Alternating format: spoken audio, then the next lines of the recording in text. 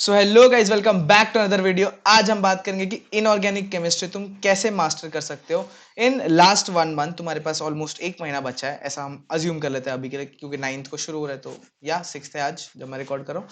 तो 1 महीना बचा है, तो 1 महीने में इनऑर्गेनिक केमिस्ट्री तुम कैसे मास्टर करोगे।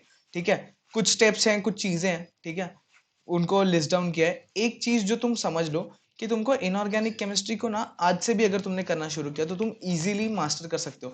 तुमको 15 से 17 क्वेश्चन सीईटी में देखने मिल जाएंगे आराम से इनऑर्गेनिक केमिस्ट्री से। वो 15 से 17 मार्क। आज से तुम हर रोज, बस अगले 30 दिनों तक 1 घंटा हर रोज सुबह उठने के बाद इनऑर्गेनिक केमिस्ट्री पढ़ोगे। ये प्रॉमिस कर दो कमेंट सेक्शन में जाके कि हाँ भैया, हम हर दिन 1 घंटा इनऑर्गेनिक केमिस्ट्री पढ़ेंगे every day. This is your must, this is something you have to do अभी के लिए, अगर इनऑर्गेनिक केमिस्ट्री के 15 से 17 क्वेश्चन 100% एक्यूरेसी के साथ अटेम्प्ट करने हैं तो।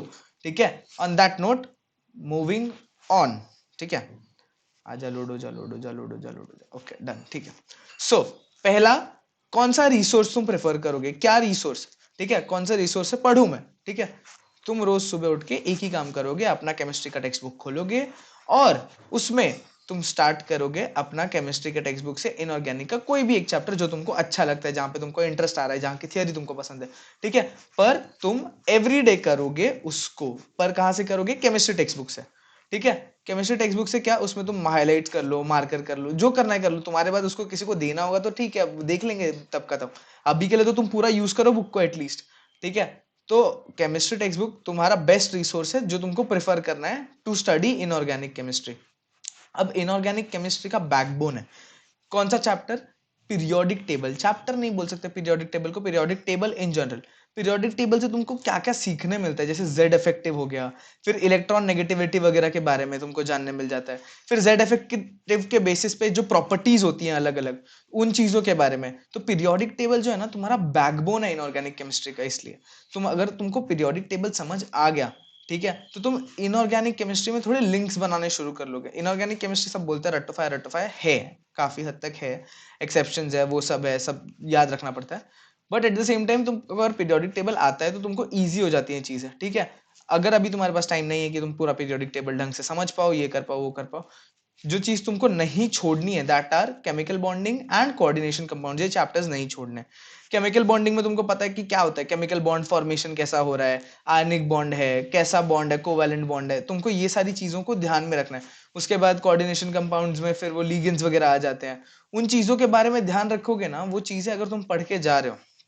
फिर केमिकल बॉन्डिंग में फजान्स रूल वगैरह, फजान्स रूल आई डोंट नो अभी है कि नहीं सीईटी के सिलेबस में, बट जे हमारे टाइम पे जेई के सिलेबस में तो था। So it was one of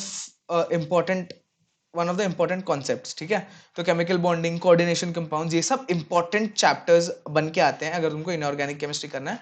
और केमिकल बॉन्डिंग और कोऑर्डिनेशन कंपाउंड्स में ना ज्यादा रटना नहीं है तुमको। ये दोनों थोड़े ऐसे पार्ट है ना कि तुमको इजीली समझ आ जाएगा। ठीक है, कि तुमको कोऑर्डिनेशन नंबर निकालना है किसी कंपाउंड का, तो ये सारी चीजें जो है ना, ये तुमको समझ आ जाएंगी। काफी इजी पार्ट है और यहाँ से क्वेश्चंस भी बनते हैं। ठीक है, तुमको आई बटन में लिंक आ रहा होगा कि केमिस्ट्री के इंपॉर्टेंट चैप्टर्स कौन से हैं, वो चाहिए तो देख लेना एक बार। तो कोऑर्डिनेशन कंपाउंड से कितने आते हैं, केमिकल बॉन्डिंग से कितने आते हैं, तो वो सब।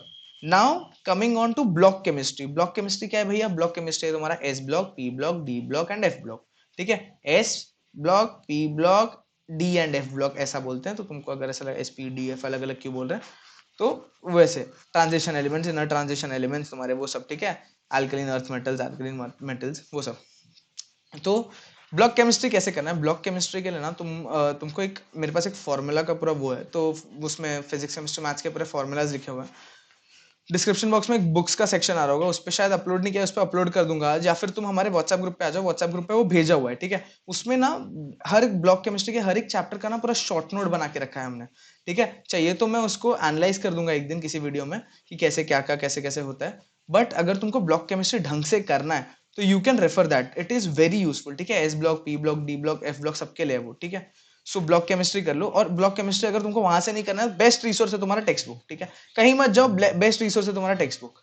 ठीक है, ब्लॉक केमिस्ट्री कर लिया, अब चलो इतना कर लिया, तुम रोज सुबह उठ के पढ़ भी रहे हो, और उसके बाद पर मैं सॉल्व कहां से करूं भैया। सॉल्व करने का बेस्ट रिसोर्स क्या, सीईटी ने तुमको पेपर्स बना के दिए हैं इतने सारे, इतने सालों से पेपर हो रहा है, ऑनलाइन हो रहा है, ऑफलाइन हो रहा है, इतने शिफ्ट्स में हो रहा है।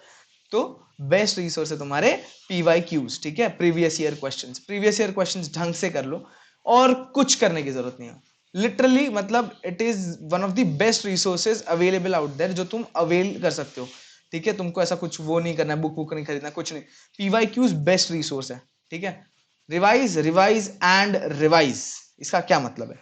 तुम रोज सुबह उठ के कर रहे हो, ठीक है। फॉर एग्जांपल आज डे 1 है, मैं आज सुबह उठा, समझो मैं उठता हूँ 8 बजे, ठीक है। 8 से 9 मैंने 1 घंटा इनऑर्गेनिक केमिस्ट्री पढ़ी, फॉर एग्जांपल चलो एस ब्लॉक पढ़ लिया, ठीक है। एस ब्लॉक पढ़ा 8 से 9, ठीक है। अब नेक्स्ट डे 2, मैं सुबह 8 बजे 8 से 9 अगर मैं फिर से पढ़ने बैठ रहा हूँ, तो मैं एस ब्लॉक को ना वापस से पढ़ूंगा, पर कितना, जो मैंने पढ़ा था कल उसको 15 से 20 मिनट पढ़ूंगा और 40 मिनट कुछ नया पढ़ूंगा, ठीक है। समझो एस ब्लॉक का मेरा आधा हुआ था, आधा एस ब्लॉक बचा था, तो आधा एस ब्लॉक मैंने 15 से 20 मिनट में रिवाइज करूंगा और फिर आधा एस ब्लॉक करूंगा। अब मेरा पूरा एस ब्लॉक हो गया। डे 3 मैं अब वो जो एस ब्लॉक मैंने डे 1 पे किया था उसको मैं 5 से 7 मिनट में रिवाइज कर लूंगा। उसके बाद जो मैंने किया था उसको 15 मिनट में रिवाइज कर लूंगा, तो 20 मिनट इफेक्टिवली तुमने रिवीजन को दे दिया। उसके बाद 40 मिनट फिर से कुछ नया किया, ठीक है। सिमिलरली डे 3 पे तुम 2 मिनट में गो थ्रू कर लोगे कि हाँ हाँ हाँ हाँ, ये एस ब्लॉक की प्रॉपर्टीज है, ऐसे ऐसे ऐसे, 10 मिनट में समझो तुमने पूरा एस ब्लॉक गो थ्रू कर लिया। और उसके बाद जो तुमने नया किया था उसको 10-15 मिनट में कर लिया, अगेन नया चीज, ठीक है। तुमको रिवाइज करना बहुत इंपॉर्टेंट है इनऑर्गेनिक केमिस्ट्री। अगर तुम खाली पढ़े जा रहे हो, खाली पढ़े जा रहे हो, तो फिर रोज सुबह उठ के इनऑर्गेनिक केमिस्ट्री करने का मतलब नहीं है, क्योंकि जब तक तुम कोई चीज पढ़ रहे हो और उसको रिटेन नहीं कर रहे, रिटेंशन इज वेरी इंपॉर्टेंट। अगर तुमने खाना खाया, खाने को डाइजेस्ट ही नहीं किया और खाना खा रहे हो, तो उल्टी होगी, ठीक है। और उल्टी होगी तो फिर मतलब नहीं है उसका खाने का, ठीक है। तो ये चीज ध्यान में रखना कि तुम रिवाइज प्रॉपरली कर रहे हो इनऑर्गेनिक केमिस्ट्री को, ठीक है, विदाउट फेल। तो ऑन दैट नोट यही था और कुछ था नहीं, ठीक है। सो बता दो, कमेंट डिस्क्रिप्शन बॉक्स में व्हाट्सएप ग्रुप का लिंक मिल जाएगा, तुम ज्वाइन कर सकते हो। That community is going growing very fast, students की कम्युनिटी है, 200 पार्टिसिपेंट्स के ऊपर हो चुके हैं almost. Thanks for watching. You can follow me on my socials, अभी नहीं एग्जाम की बात करना। डिस्क्रिप्शन बॉक्स में व्हाट्सएप ग्रुप का लिंक है। ऑल्सो कमेंट सेक्शन में बता सकते हो कि तुमको कौन से वीडियो नेक्स्ट चाहिए। एंड कल हमारे एक अगेन जो हमारे एक मेंबर है, उन्होंने आज फिर से वो भेजा था, Niranjan Jain, if I am not wrong, he is the guy. तो again big shout out to him, क्योंकि ही इज कंसिस्टेंटली फॉरवर्डिंग कि वो क्या पढ़ने वाला है, कैसे पढ़ने वाला है। और ही इज तो फिर मतलब ऐसा है कि उसका today's target is defined. Nikhil Jain, sorry my bad, Nikhil Jain. So yeah that's it for today's video. कौन से वीडियो नेक्स्ट चाहिए बता दो, and we will come with that video as well. चलो बाय बाय।